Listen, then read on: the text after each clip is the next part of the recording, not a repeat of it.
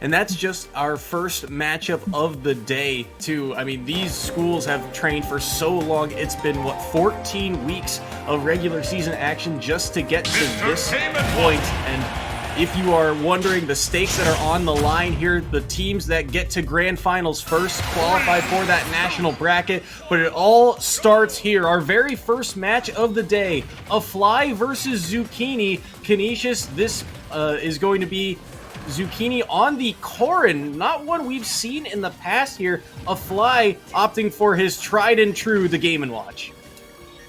Yeah, this is interesting to me. I've never seen the Corin before, but disjoints usually are a better call against Game & Watch. The thing is, Corin doesn't have a lot of great landing options. You're gonna have to call out a lot of these aggressive options with the counter if you maybe can. Like, if you're able to call out an aggressive up B with the counter anyway, but you can't be running like that. You got to abuse your disjoints, because otherwise that down smash, that'll kill you at like 70. Got to be very careful here, and remember, in this format, every single stock matters, and we do play out all 5 sets here as the side B lands, and right now it feels like Zucchini really struggling to find a way in the first place here, and that down tilt will take the first stock. A-Fly already looking 1,000 times faster right now. Canisius looks so prepared for this as A-Fly gets the setup off stage. I don't think Zucchini has a jump, no, but now it's used. A-Fly doesn't catch the juggle though. Trying to find a little bit more of an opening there, but these up Bs continuing to put in the work here for A-Fly, as now Zucchini trying to find an opening of their own, but these landing nairs, they just can't quite connect. It feels like the small hitbox of Game & Watch is really to A-Fly's benefit here. Yeah, and they just keep getting this up B out of shield, and A-Fly's getting the conversion almost every time into at least one nair. This full stock lead is snowballing faster and faster. Now that back air is a great tool. It pushes you backwards, so it spaces yourself. If you hit that back air on Game & Watch's shield, you might actually be able to block him, and that pin is going to be able to take out the stock. Now, you've just got to avoid getting edge guarded here. Ooh, you could tell A-Fly wanted to catch the landing there with the down smash, but no luck for him quite yet. That being said, Zucchini working at 138 right now, just trying to find any way to get something on this stock, make it a little bit more manageable on that last stock. The side B doesn't connect. The falling up air, I like the idea, but it's going to get punished there by the jab, and A-Fly now just kind of waiting for his one opening to take the stock, but look at this, the juggle coming through. This is a quick rack up of percentage now. That forward air not going to take the stock quite yet. Both players surviving.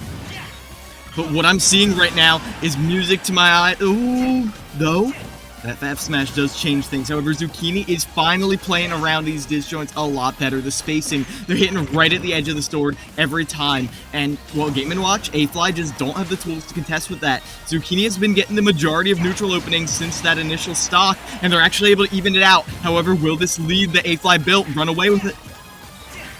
What a huge answer there from Zucchini. Like you said, these disjoints starting to really put in the work, and a game that seemed to be in A-Fly's favor. Now look at his shield, all that pressure. He's got to be very careful now, and look at all this. Just so much pressure here in the corner. It's another forward air landing, and this is anyone's game at this point. Zucchini making this dead even right now. I can't believe it, Soy. As you're able to get the pin again, put Game & Watch off stage. Probably not going to get the edge guard, but one good read at the ledge could be this light character's doom. A-Fly playing around these back airs. They're one big disjoint that they can maybe poke at Corn a little bit safer at. Avoid the pin.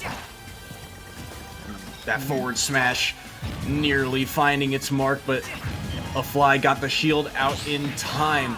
Both playing at relatively high percents, and both characters have a decent amount of kill power in their kits. The side B not going to be able to take the stock quite yet. He'll up B back to stage in the drift, gets him back to the ledge. Neutral B is going to be dangerous, but the down smash into the forward smash follow-up, and a Fly takes game 1.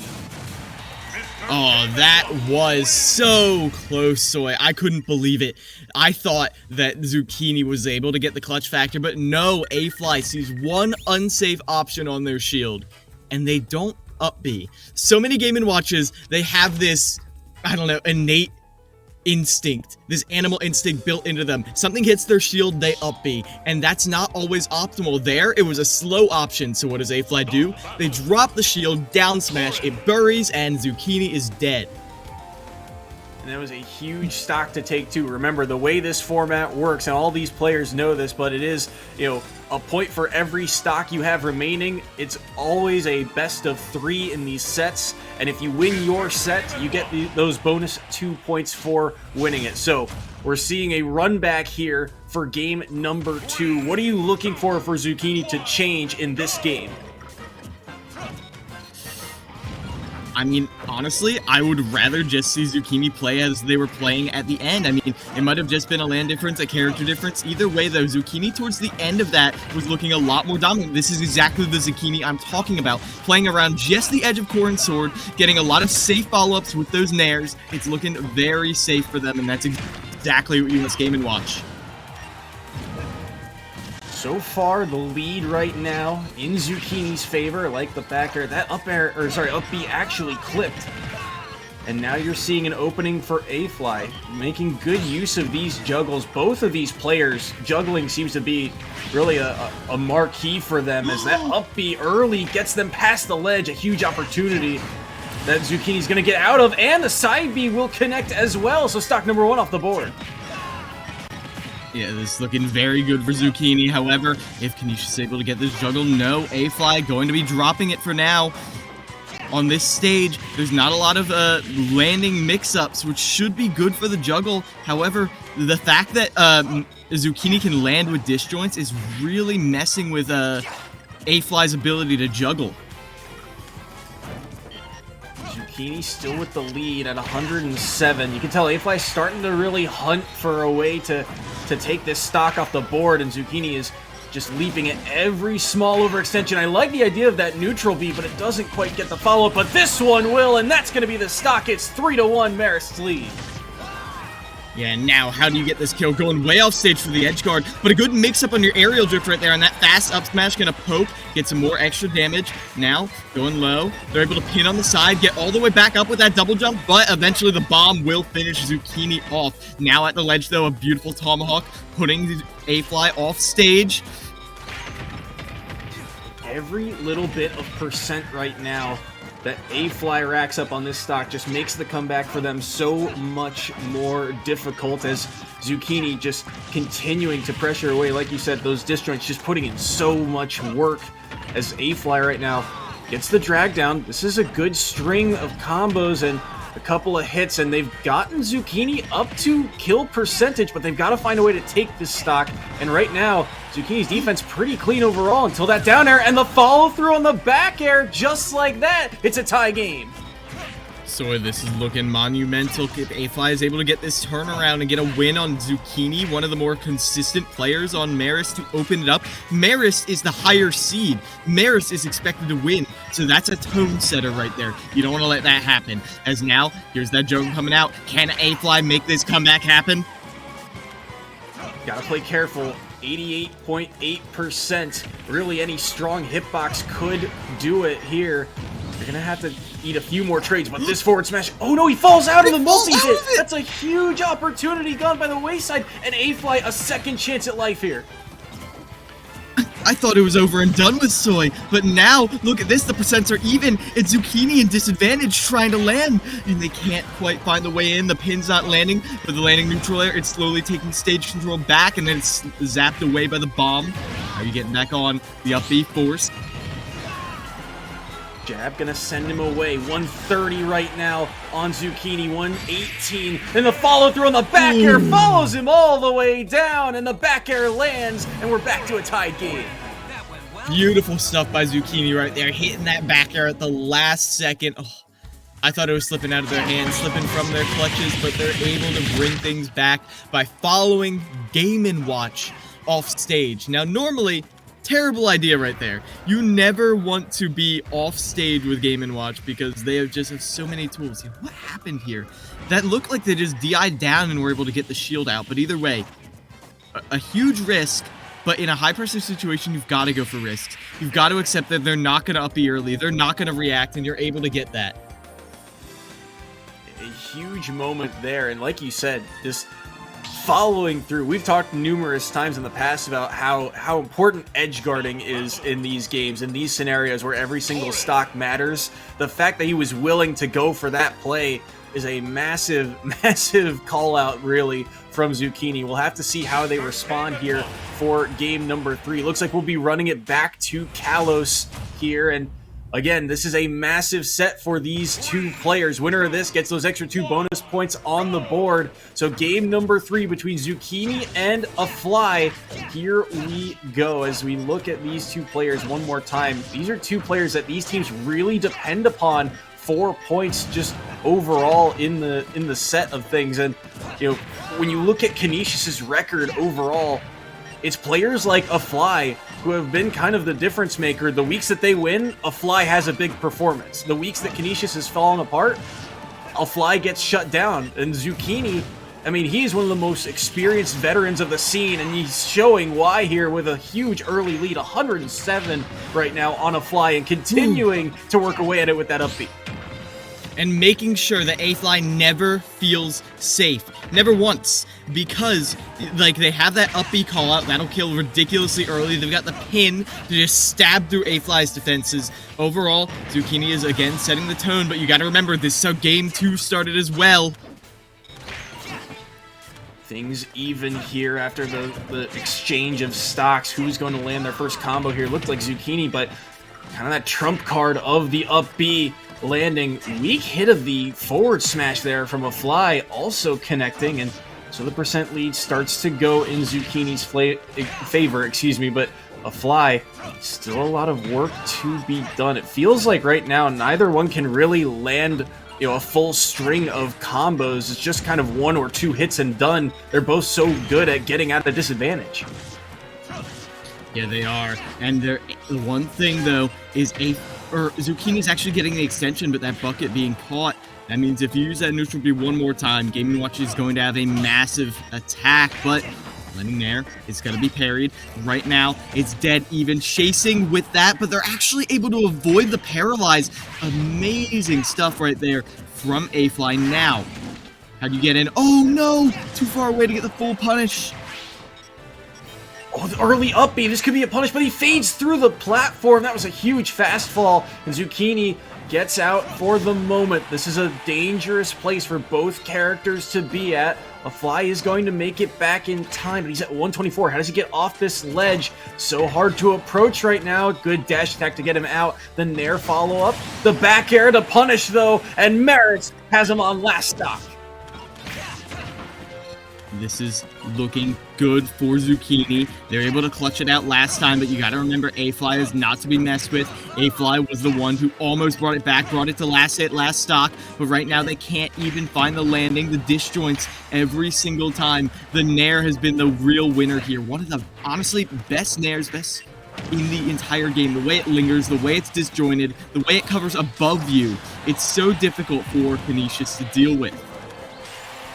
Fly right now. Oh, that's the roll, but he gets out of it once again. The multi-hit betraying Zucchini, and this is a huge chance for a Fly. Has to find this edge guard, but he can't do so. Has to find a way to take this stock to give himself a chance here. Trying to find this edge guard once again. The up B will connect, but it's not going to be enough. He'll up B back, but the dash attack will cover the ledge, and it's down to the last stocks. We've seen this work out before, but you're already off stage. One mistake, one right guess from Zucchini, and it's over! Just like that, with a full stock lead, Zucchini will finish off A-Fly, and that'll be Marist going up in points against Canisius College. 4-1 gonna be your scoreline, but that was a close one, a nail biter. But at the end of the day, Zucchini, they got so much work done on that last stock to get that, you know, to a point where A-Fly had to play perfect on his last stock and just didn't have the right answer on the very first ledge option. But well done to both players.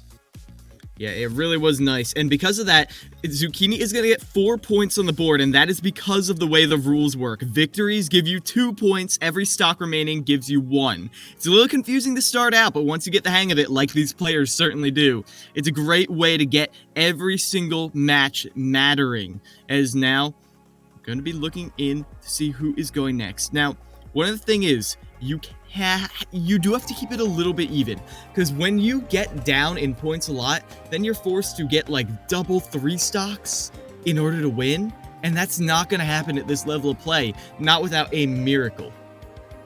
Yeah, it is very hard to come back in this type of format because of the way that it works. Really, the maximum amount of points you can earn is 8, whereas the minimum is 4. So if you're kind of in that range, it's doable. But as you just mentioned, those double 3 stocks are really going to be few and far between as expected, especially between these two schools. The number 3 overall seed entering this tournament in Marist and number 6 on the side of Canisius College.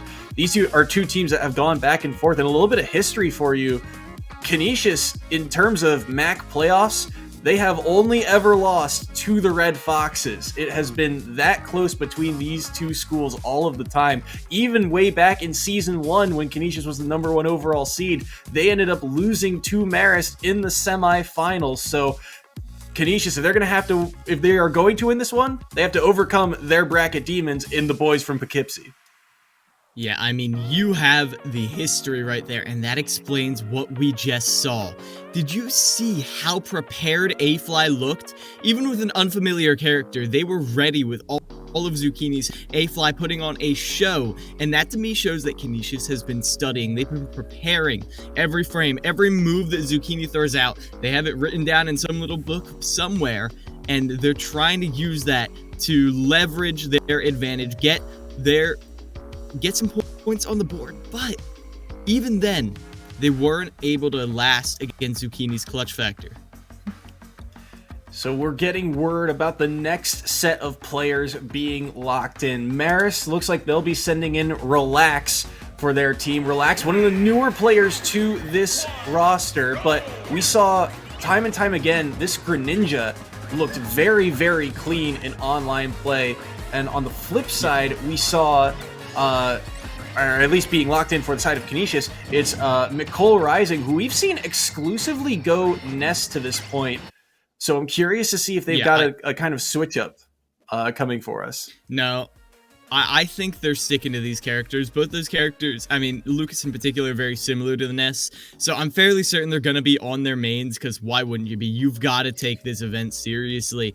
As, again, Miko Rising is one of the more promising new players here in the spring season for Canisius. They've had a lot of good performances. They come into the anchor sometimes, but they have been kind of stalled out online as of late. We'll see if they're able to bring their explosive, up B-centric playstyle here. We'll have to see. McCole Rising, too, we mentioned how we didn't get to see them throughout the fall split. They spent a semester abroad, but you look at Season 2 and their performance, they really had kind of a breakout season. So there's a lot of expectations coming in for McCole Rising entering this tournament. We already talked a little bit about Relax overall, and being a new player to this roster, really, Marist, overall, some of the new players they added to this roster have made this team so dangerous. Players like Relax, players like Chimmy. I mean, Coldface even as well has had kind of a breakout season for Marist, and adding that depth to the roster, a roster that was already very talented, it just makes this Red Fox team so much more threatening. I agree, and one thing I've got to keep my eyes on is how Relax performs. Greninja is one character in particular that is so tough online because of how the buffer system messes up with his confirms. Down tilt, dash tap, or down tilt forward air, down air, or dash tech forward air, they're all frame perfect when you're trying to get a full hop, and oftentimes that's not enough. So here on Final Destination, it's going to be up to Relax to show if they're getting that land buff. You're starting to see some combos here from Relax. Lands that drag down into the forward smash at the end, but dangerous play there, and McCole Rising will be able to get back to stage. Final Destination, a very pivotal site. We've talked about it in the past, how dangerous it can be in the forward air. Sweet spot lands, and it's a first early stock for Relax. Juggling with a forward air? Are you kidding me, Relax? They're feeling themselves. Between that jab lock setup and that finisher right there, Relax is looking like a different beast. However, you cannot underestimate Miko Rising, as here they are, trying to pressure out Relax. Gotta be very careful here. That up B will land. And Ness has a surprising amount of kill power in their kit, so this Greninja at 92, not necessarily safe. They're going to have to worry about a couple of these stronger hitboxes, but so far avoiding a lot of them. That up tilt lands, that up B trades, and the back airs from Nicole Rising won't find their mark. The back throw is so close, but it's not going to be enough. Great DI, and he gets the get-up attack to beat out the forward smash. Relax, surviving at these high percents is clutch. Yeah, and one thing I'm noticing is Miko Rising has always been so good at using the up B to juggle and off stage. However, it feels like Relax is so prepared to get these follow-ups, to get these punishes on that up B. They're trading with it every time and then punishing Miko Rising for even daring to go for it. But that dish joint on the back air is going to save Miko Rising's stock. Put him at disadvantage, and that counter is going to be hard punished with another back air. You like the idea to go for the counter there, but just pulled the trigger maybe a little bit too early, and McCole Rising getting the strong hitbox of that back air to clean up the first stock, but still a lot of work to be done here. They're at 95 and starting to find their first combos here. Look at a quick 55. They wanted the spike. I love the idea, but the down tilt not going to get followed up into the up smash. Oh, but a catch on the landing. The thing is, Soy, what we may see as overcommitments. When you're down a stock, you have to go for them. Otherwise, you're just going to lose out. You've got to get these huge edge guards, but you're going to miss out your opportunity to continue those up D edge guards. Now it's the opportunity to finish them off with this up air, but it's not quite going to manifest. Now, where do you find the juggle? No, Relax isn't able to, and instead, it's once again Miko Rising, shoving them up into that blast zone, but they can't get the kill. Finally, with the up smash.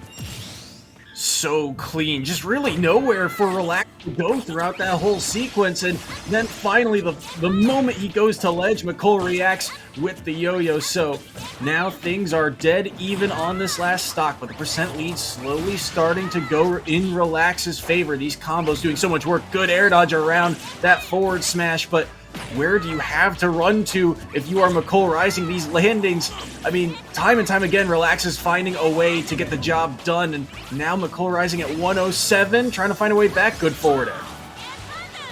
Yeah, it's looking nice. Oh, that up B, it's not going to be punished quite yet. Instead, actually, the relatively low end lag is actually going to put Miko Rising in advantage. They're going to peek at fire at ledge. This is looking dead even, Soy. As you can see, these empty hops, Relax is fishing for one big hit, looking for that forward air, but they can't quite get the spacing. Not yet, because this wall of hitboxes from Miko Rising. Both are at kill percentage. All it's going to take is one strong hit, and the down tilt lands, which means an instant follow-up into the forward air, and it's Relax taking game one. Relax, setting the tone right there, keeping the pace up, and then they look behind them, and Miko Rising is matching them entirely. Based on how Relax opened up that stock, I was thinking it was going to be Relax all day, but Miko Rising cleaned up their gameplay, and they made that as close can be.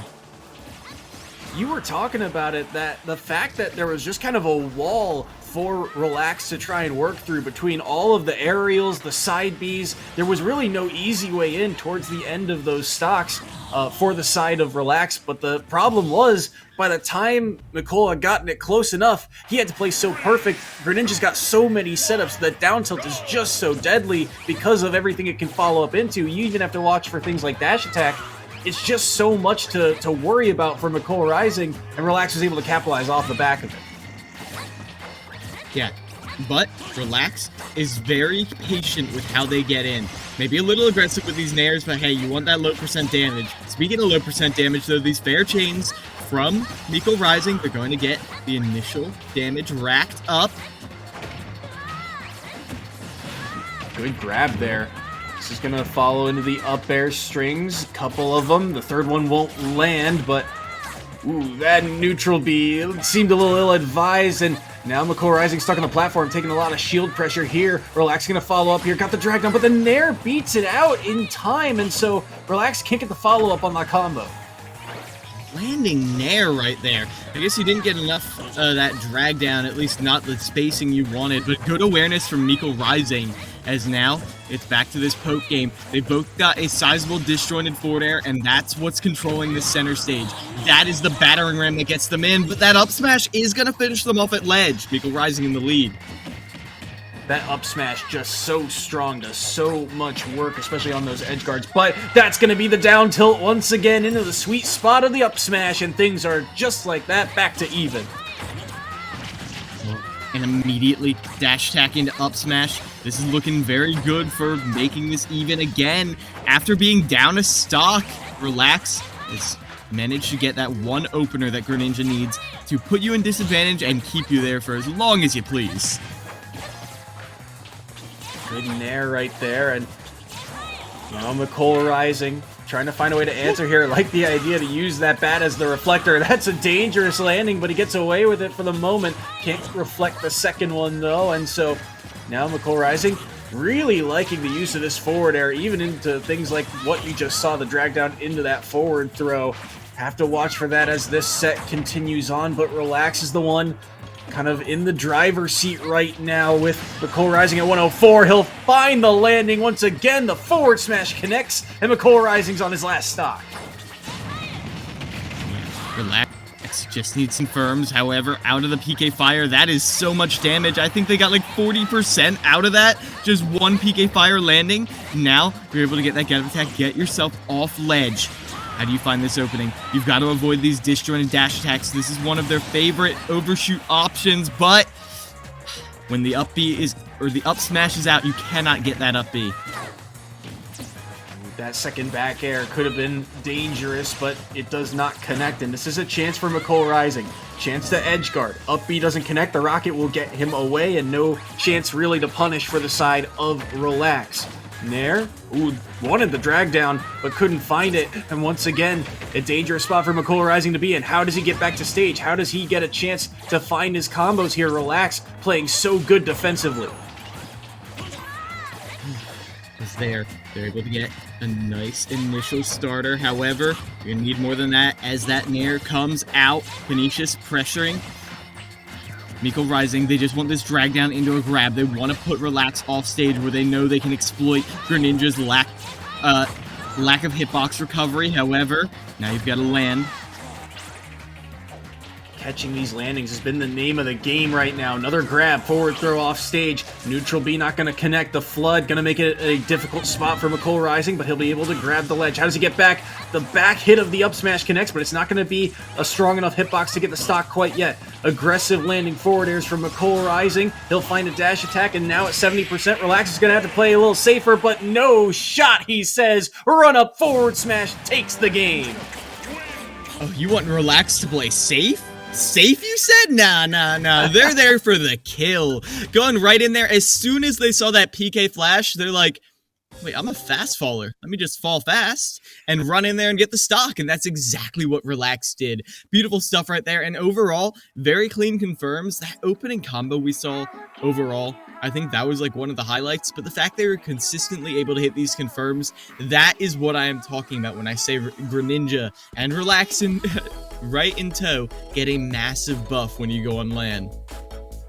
It's so scary, too, because we know that this Marist team, they've got two Greninjas on this roster that do a lot of the same things, right? The bread and butter combos, things like that drag down up air are so clean for both of them, but also you're seeing just time and time again, Relax was so clean on catching landings. He read Mikkel Rising's movement so frequently when he was in disadvantage, and when you have that many chances in the first place, you're just asking for trouble if you're Canisius in that point. Yeah. Is right now the MAAC Athletic Conference, MAAC Esports is looking so good, presented by EGF. I mean, this is what we've been building to, Soy. Every single time. I'm so excited to see the rest of this.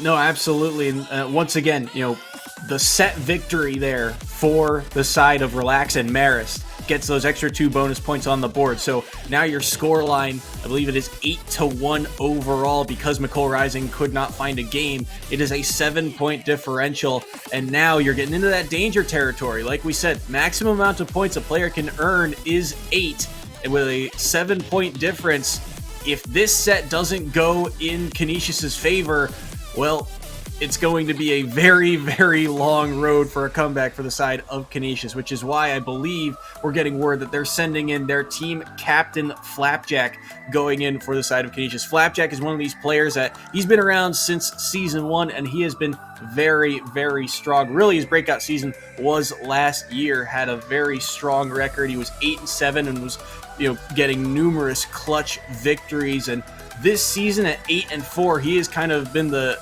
figurehead of this team. We'll have to see how he does here in this third slot. He'll be going up against Absol for the side of Marist. And Absol is a player that we've seen play a couple of different characters, but he is another kind of veteran of this Red Fox team. Yeah, these two players definitely played a bunch before. However, what you've got to consider, Flapjack, he's looking on fire right now. Yes. Oh yeah. So we are right now. The B stream running right now at twitch.tv/mainline esports, and it's looking like Iona College is, well, doing great against Fairfield. Another amazing team. This MAAC championships is stacked with so many players, so many games, and Overwatch is looking clean as well. Hey, if you got multi-stream up, hey, make sure to add on twitch.tv/mainline esports. This MAAC championship also brought to you by the Showboat Hotel here as we get ready for, this is the button check that you're seeing between Absol and Flapjack, respectively, for Marist and Canisius. Flapjack, the Crom you're seeing on screen, and it seems that Absol for now is opting for the Palutena, and this is an interesting one. I don't think we've seen Absol's Palutena all season long. He's typically been going with characters like Pokemon Trainer in the past, I think mostly. We've also seen Roy, I believe, a little bit in terms of online play. So the Palutena, I think a newer one to the docket, but certainly one that I believe is very practiced. Oh, of course, and you're gonna want a Palutena to deal with these disjoints that Crom provides. You need to be able to put up the wall, and even though, let's be honest, Flapjack is gonna find ways occasionally to break through it, if you're able to space back airs correctly, punish these aggressive options with that invincible back air, invincible dash attack, and exploit Crom off stage. That's the name of the game. Palutena, a great counter that they can use to obliterate Crom's recovery if they do end up going with this character. Yeah, they are. We'll have to see. One of the... He's hovering Isabel. Isabel? What are you doing? I would be very interested to see something like this. Okay, never mind. It is going to be the Crop. I will say though, one of the things that I think sticks out to me about Flapjack's playstyle in particular is that his survivability on a character like Crom, it is so vital. You know, when that recovery is so exploitable with a character like Palutena, you can often see times where Flapjack is living to these absurdly high percents at points. So we'll have to see if that is the case today, or whether or not Absol is going to be on point with that edge guard. At the moment, though, are you even going to get a chance to put Flapjack off stage? Look at the way they're mixing up the recovery, slashing through the beginning of that up B. That's exactly a new development that people have been making in the Palutena matchup. Absol is going to have to be wary of that. As I was going to say, Flapjack was looking so clean when I saw them last week against Sienna. It's possible that this could be the big turnaround we're looking for. That up air, gonna get a lot done, has to avoid that explosive flame, and he cannot do so. How does he find a way to land? Spacing around just enough, the side B doesn't connect, and now both of them are at kill percentage. Gotta play carefully here. Air dodges away from that forward smash, and the up smash doesn't land either. Absol willing to pull the trigger on a couple of these big early kill moves. This is that edge guard spot. The air dodge gets him back to stage though, so no chance to counter. That back throw gonna put him in a tricky predicament as well, but again, that air dodge, just enough space on it. Dash attack won't take the stock, and one of these two looking for the stock here. The up tilt not going to land. That up air just enough. That's the first stock off the board, and it's Flapjack to strike first. Ooh, but answered right back with that fall through platform called out. And now, here's the pressure. This is one of the things Chrom is best at, pressuring your shield and then making you like the shield and then punish what they do afterwards. It's what every character does, but Chrom is especially adept at it with good range and fast moves. Early up B there from Abso to get back to stage, and now the pressure's on. The forward smash is going to land. This should be the stock. That up B's not get there in time, and all of the sudden, it is a complete reversal. Flapjack has to come back basically 2 full stocks now if he wants to bring this one back. And now we're pretty much on Final Destination. Flapjack gonna have to hit one heck of a combo if you're going to turn this around, but good DI away right there, not falling into the trap that is jab forward smash. Instead, the back air gonna catch them. This platform going to aid Chrom in the ledge trap right now. How are you gonna get the follow-up? Forward tilt was so clean, but there it is again, and it is going to find a way to take the stock. Only 27%, so that stock in particular for Flapjack, very clean. Does he find a way to answer back once again? But Abso not going to make it any easier. These forward airs, these nairs going to be doing a lot of work. How does Flapjack find a way in? He's already at 55, but a grab, looking for a read here, gets the forward tilt on the platform. Abso will be able to make it back to stage. And how safe Flapjack is playing right now is incredible. They're pressuring almost exclusively with jab, which is going to confirm into at least one guaranteed follow-up every time. But that time, well, being preemptive with your attack is punished. But a hard call-out. Forward smashing while Palutena is jumping backwards towards you. Could just throw out the back air, but no. Flapjack had the read, had the awareness to know to just throw out that back air, finish off the stock. Beautiful stuff right there. What a read, too. Just seemingly out of nowhere, snatches that game away. So game 1 there going to Flapjack between he and Abso. And now Canisius, they're on the verge of getting that very first set win here against Marist, and that could do a lot for them. But once again, you know, for the third time between these two schools, it is really punch for punch, but Marist able to take those first 2 sets. You're seeing the minimum amount of points earned every single time. It's coming down to the last stock almost every single moment. I'm curious to see what the game plan is for Flapjack headed into game number 2, because, again, while he might get some points, if he's mitigated to only 4, it's going to leave a lot of work still for the side of Canisius. Yeah, as you can see, they're eyeing up at a bunch of different counter picks. They've got that Isabel on lock. They actually used it online, so I'm not surprised. And Flapjack's just trolling us right now. But yeah, you've got to stick with the Chrom after that momentum you had in that last game. They were almost able to bring it all back. Abso looking very clean despite not having the best performances online this year. However, Flapjack is the captain for a reason. PS2, the site of game number 2, and we'll have to see what they can get done. Abso is the one off to an early deficit here at 53, but the forward air is doing a lot of work. Up air combo here, possibly from Flapjack. Doesn't get too much off the back of it, but you're seeing at 71% right now is Abso, and I think the key that we are seeing time and time again, you pointed it out towards the end of that first game, Flapjack is playing a whole lot safer, and Abso is just getting punished time and time again for it. However, there have just been a lot of little microspacing moments, and the one thing is, even though the air dodge recovery is safer, it's just as predictable as the up B recovery, especially if you never go for it. Never mixing it up at all, that is really getting to them. They need to find a way to get back to stage, but this ledge trap right here, this jab could just hit ledge. No, instead, just swiping at the shield.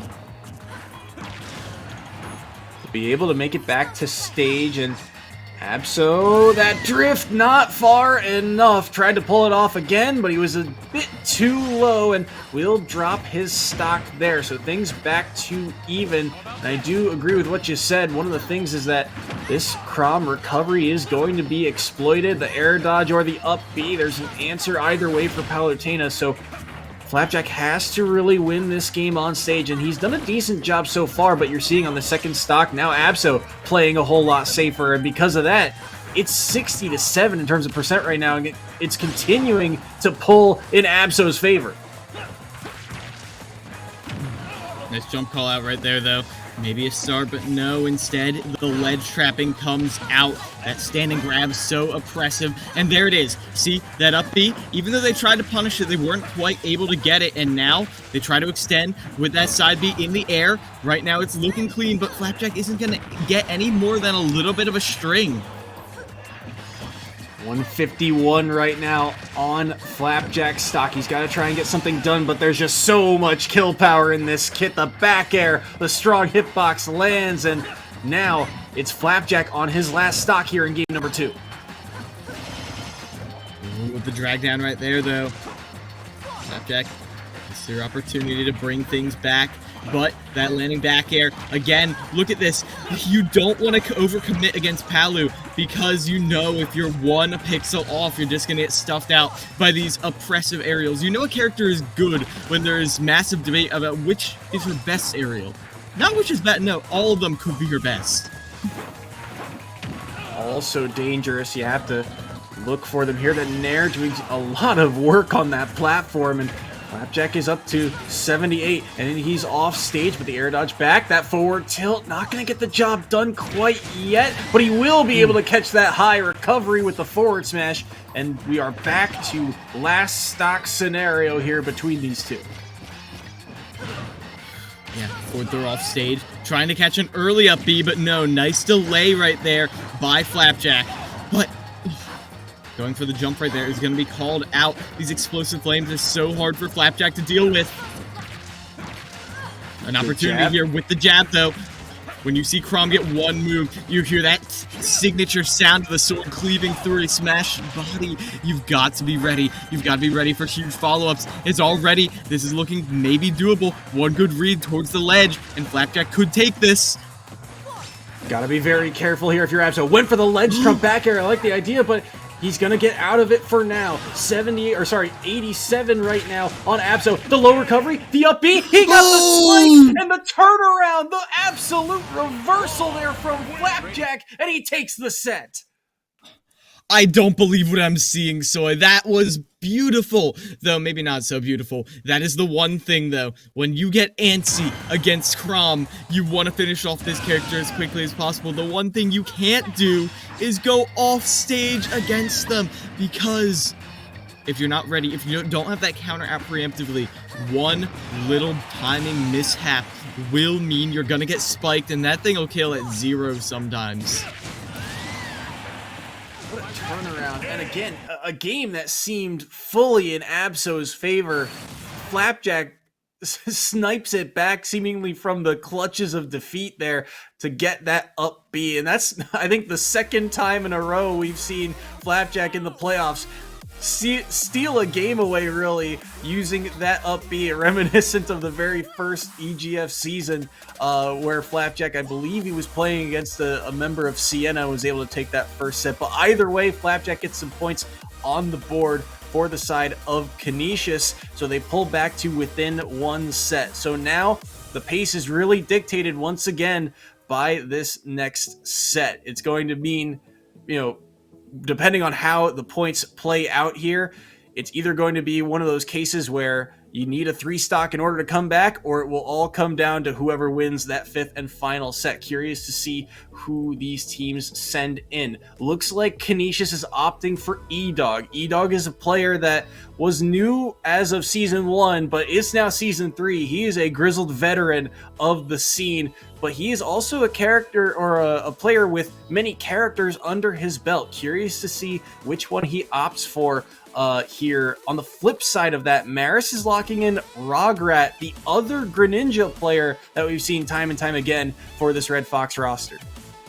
Yeah, the OG right there. I mean, the Rograt Greninja in the EGF Greninja. However, Relax has been on the come up recently. There's a little bit of talk like, hey, is Relax better? But here on offline, this is where they practice. This is where for Marist was the first team I talked to when I was doing the preseason interviews that was like, we are playing to get to the MAAC. We are here to win the MAAC.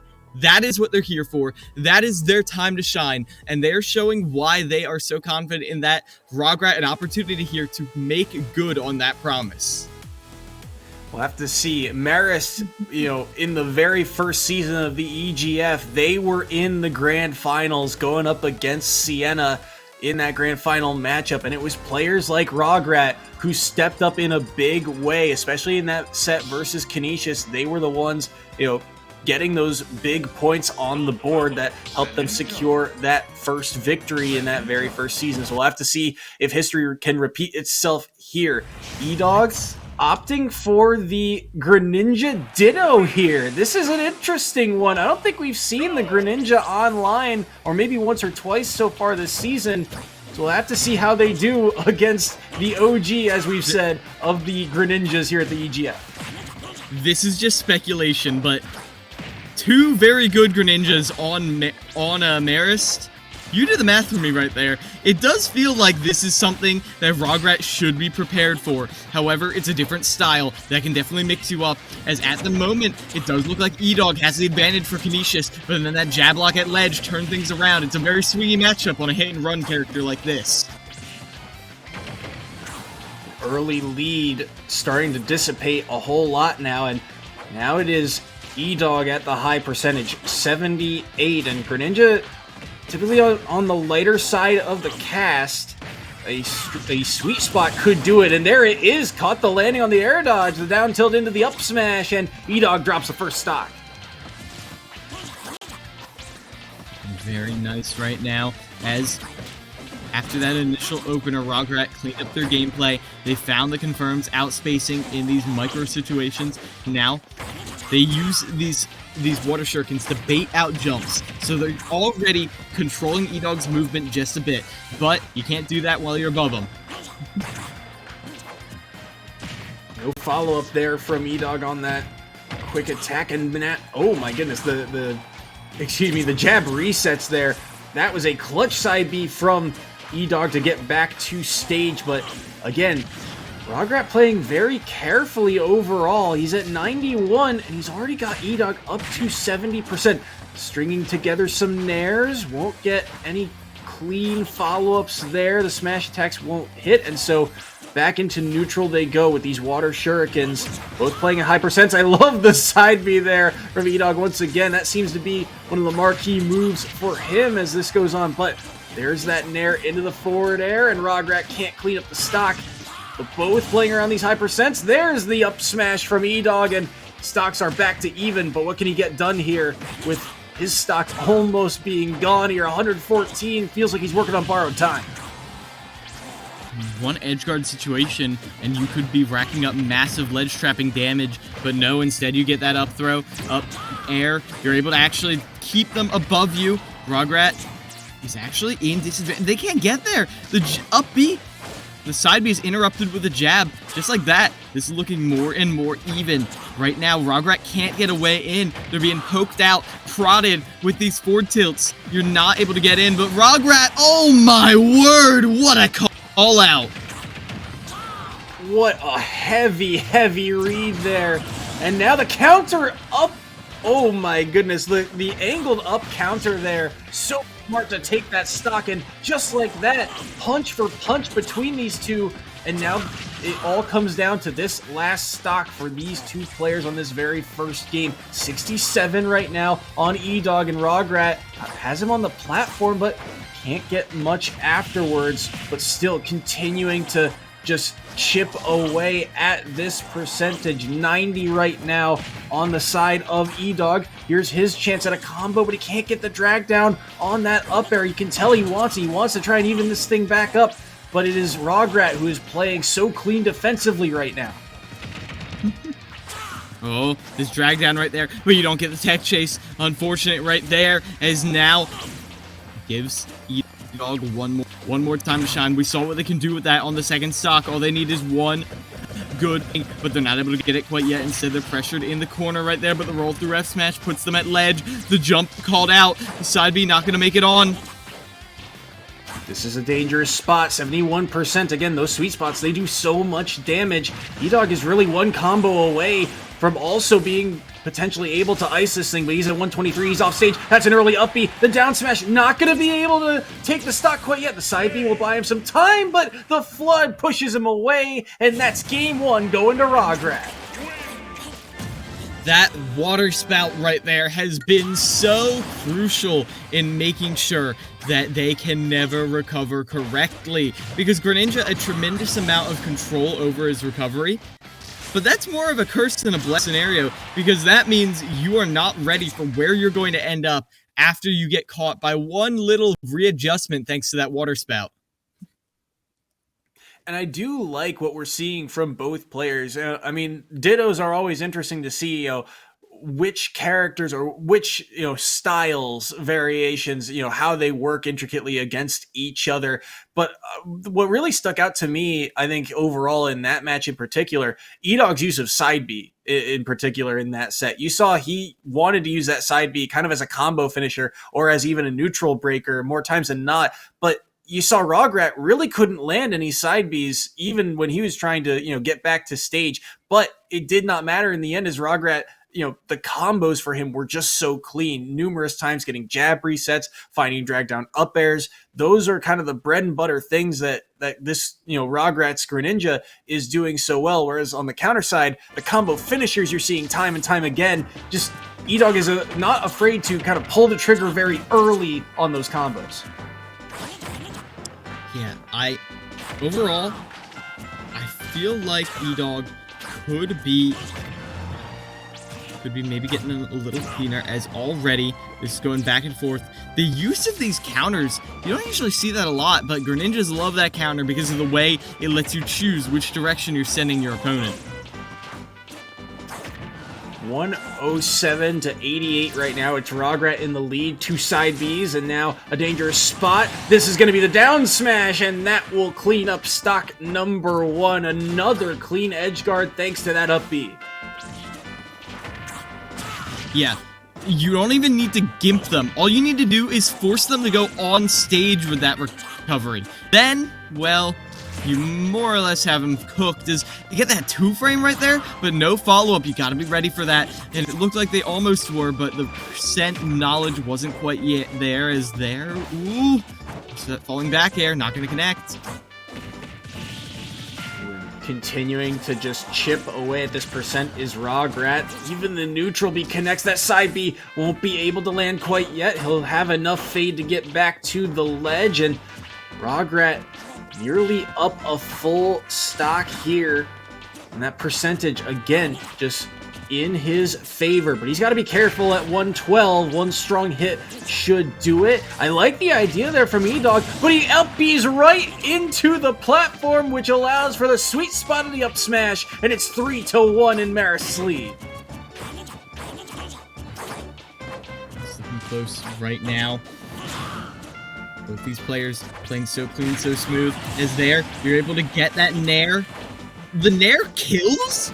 I had no idea, but clearly E-Dog did. They're still down a full stock though, and if Marist gets another 2-stock lead going into the latter, I think the last game, this could be really detrimental.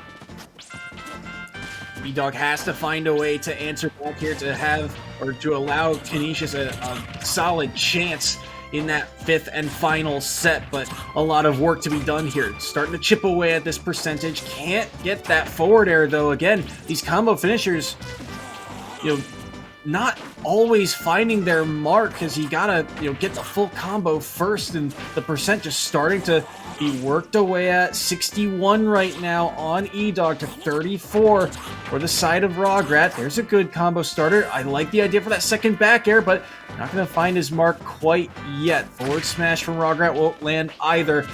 And Rograt taking a page out of Relax's book, just kind of waiting, scouting out where E-Dog is going to land out of disadvantage. 94% on E-Dog, working on borrowed time here, has to find a way to get something done. Air dodge around, and he'll be able to make it back to stage, but continually pushed to this corner.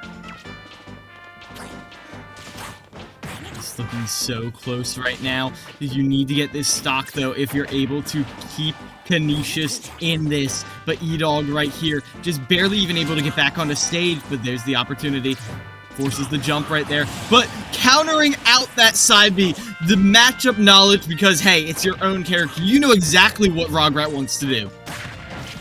So smart now, and that's a good follow-up on the forward smash. 34 quickly dealt to Rograt here, but E-Dog has got to play so careful on this last stock. 105, all really Rograt needs is something like a down tilt or a dash attack that could ice this game, or just the sweet spot up smash, and that will seal the deal. It's Rograt getting the victory. Beautiful stuff right there as Rograt cleaning out. Oh, yep. Yeah, you flex that. You got that win, and you win the Ditto too. Winning a Ditto always feels better because you know you outplayed it. It is a true 50-50 matchup, even if other people will disagree. Like, oh, beautiful stuff. Really well done for both of these players. I mean, the Ditto is always, as we said, very kind of interesting to watch, and we weren't really sure if we were going to get the Ditto in the first place. Again, E-Dog has kind of gone with the whole cast of characters over the season. We've seen Byleth, we've seen Captain Falcon. I think the majority has been onto those two characters specifically, even Bowser in the past as well. So the Greninja, with the few appearances we've seen, we weren't sure if we were going to get this Ditto, and it was very interesting. It was very close for a time, but I think overall, just the fact that Rograt's combo game was just so clean, and again, taking a page out of Relax's book, the number of times E-Dog was in disadvantage, he started to get a feel, started to get a read for how, what E-Dog wanted to do to try and get his way back into that game, and that allowed him to seal the deal. And now we have two heavy hitters come in. From the side of Marist, we have a Luke, most likely running the Sephiroth, though, let's be honest, no one has been playing the characters we've been expecting to. Everyone's got different land lanes, so who knows, maybe the Sephiroth was just a Wi-Fi fantasy, but they're going up against Weebson. And on a character as specific as Dark Pit, I have to assume that's what they're sticking to. And the one thing I have to call out for Weebson, they looked so nice the other week on that Dark Pit. Their edge guards were perfect. They were stealing away stocks I did not think were possible to take. Yeah, Weebson, he has been a player to watch really for Canisius this season. He has been kind of the go-to guy in very difficult scenarios, and we'll have to see if he's got another clutch moment in him for the side of Canisius, as they are, staring down the barrel of defeat here in the very first round, as Marist really all they need is one stock out of Luke, and if there's one thing Luke is good at, it is taking stocks. This Sephiroth, even the Cloud we've seen in the past, has been very, very strong. Luke is one of the guys on this roster that you just have to kind of watch out for because of the explosive performances we've seen from him in the past. Yeah, and I mean, one of Dark Pit's main advantages is the fact that even though they don't have the best follow-ups, the best combos, they do have disjoint. You know who else has disjoint? Sephiroth. Sephiroth and Cloud, for that matter. Luke 7-4 on the season. Weebson, again, been tasked with a lot this season. I believe he is, that Dark Pit you're seeing on screen. 4-9 overall this season, but he is going to be one of the players to watch for years to come for this Canisius roster. And here he is in the final set here between Marist and Canisius. 5-12.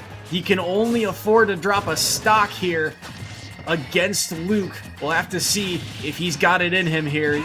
Off to an early start for both of these teams, relatively even. And the one thing I can think of right off the bat here, the use of those arrows. Weebson makes very good utilization of those neutral Bs, but you're seeing Luke well aware of that and not allowing Weebson any space to work with. Perfectly timed air dodge to get back, but just trying to approach with these drift in forward airs is called out, as there you go, the spike right there. That is one thing we're going to be seeing a lot more offline. So many hard call out edge guards, because you're actually able to react to exactly when they're vulnerable. That is the stock they needed, and a commanding one at that. Gotta feel good about starting off your day with a spike like that one. Only 41% on Luke, 49 right now on Weebson. Gotta find a way to get something done, but the grab into the up air and the combo game right now for Luke. Very clean. We were talking about those disjoints earlier, and Luke making very good utilization of the fact that his disjoint is a whole lot longer than this Dark Pit's. Yeah, and I really hate to boil down matchups to characters instead of players, but just look how often these forward airs are just invalidated by Sephiroth. I mean, I know Weebson is amazing, I know they're a standout player, but oftentimes they don't get to play because of how well Luke is spacing every single little blow as they go for that aggressive up B towards the ledge, and the up smash callout doesn't hit either, but after a whiffed grab, Sephiroth gets one of their own, and Luke puts Weebson off stage.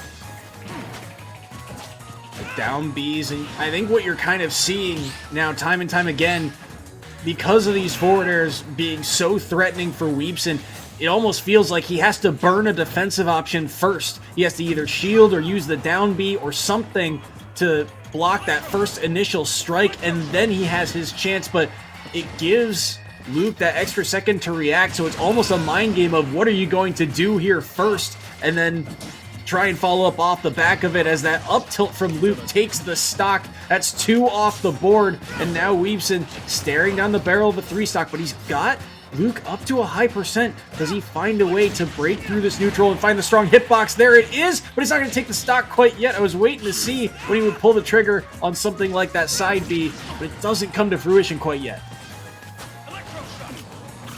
Now, good high recovery with that electroshock, an opportunity for a ledge trap. That forward throw not going to kill Sephiroth quite yet, even as light as he is. Oh, avoiding that counter though, very intelligent right there, as Sephiroth still holds onto this one wing, even 3 stocks ahead. What a good comeback mechanic is. There you go. You get the rapid jab roll through. The rapid jab will eventually finish them off, but you still down so much.